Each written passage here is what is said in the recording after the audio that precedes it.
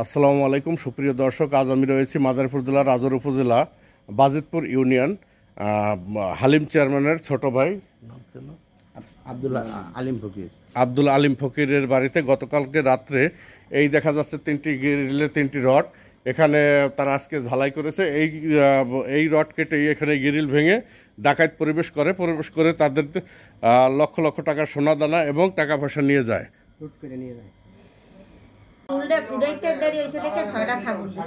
আপনাকে আপনি একজন বয়স্ক লোক, মুরব্বী, তারপরেও তারা মানে নাই।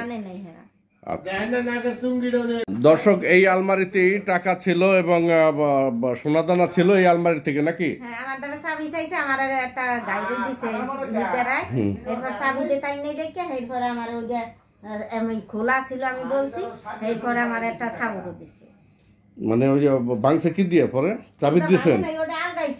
আলগা ছিল। আচ্ছা দর্শক, এই আলমারিতেই 13 ভরি স্বর্ণ এবং 6,30,000 টাকা ছিল। এই টাকাটি খোয়া গেছে এই আলমারি থেকে। দর্শক, এই রুমে ঢুকছিল আপনাদের? এই রুমে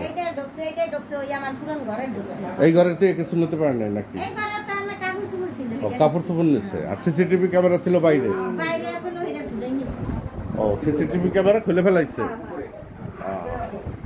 দর্শক, এই জায়গাটি সিসিটিভি ক্যামেরা ছিল, সেই ক্যামেরাটাই তারা ভেঙে ফেলছে বা খুলে নিয়ে গেছে। দর্শক, বিসমিল্লাহির রহমানির রহিম। আমাদের বাড়িতে গতকাল প্রথম ঢুকছে আমার বাড়িতে।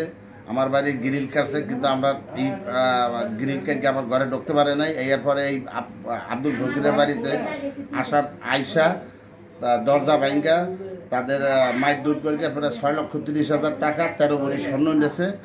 আমি প্রধান উপদেষ্টার কাছে আমি চাই যে এই রাজৌর থানায় কোনো ডাকাত যাতে না থাকে, এত জানি কঠিন বিচার হোক, শাস্তি হোক।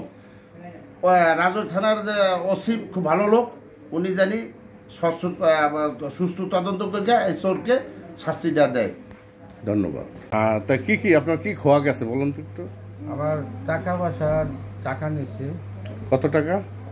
6 লাখের মতো। 6 লাখ। আর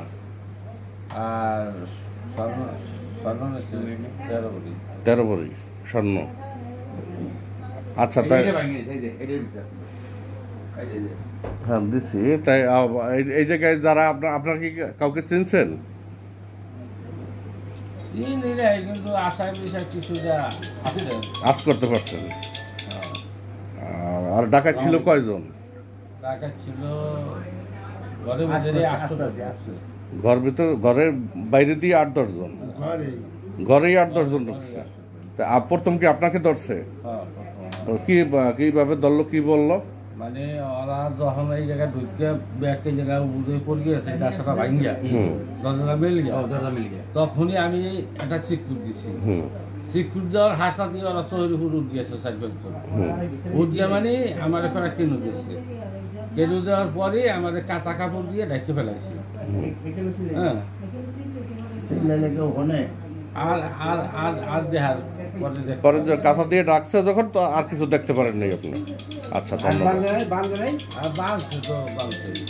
হাত পা বাঁধছিল আপনার? আচ্ছা আচ্ছা, আপনার ঘরে তো ডাকাত ঢুকছে গতকালকে, তো কি খোয়া গেছে আপনাদের? 6 লাখ টাকা, 30,000 আসলে না শীতেনে হেডা নিছে। আমারও 30,000 টাকা আসলে ব্যাংকে হেডা নিছে। আর মনে করেন ওই যে 13 ভরি স্বর্ণ নিছে।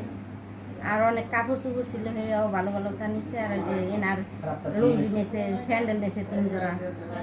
আপনার কি মারধর করছে আপনাদের? আমার 3টা গাড়ি দিছে, রান্দাও দিয়ে জায়গা। আর এই যে হাতে ওই যে গাড়ি দিছে একটা, আর এই যে 500 একটা গাড়ি দিছে। আর এনারে 2টা গাড়ি দিয়ে হাত ভাঙ্গেই ফেলাইতেছে, পাশে কাটা দিয়ে ডাকিতেছে।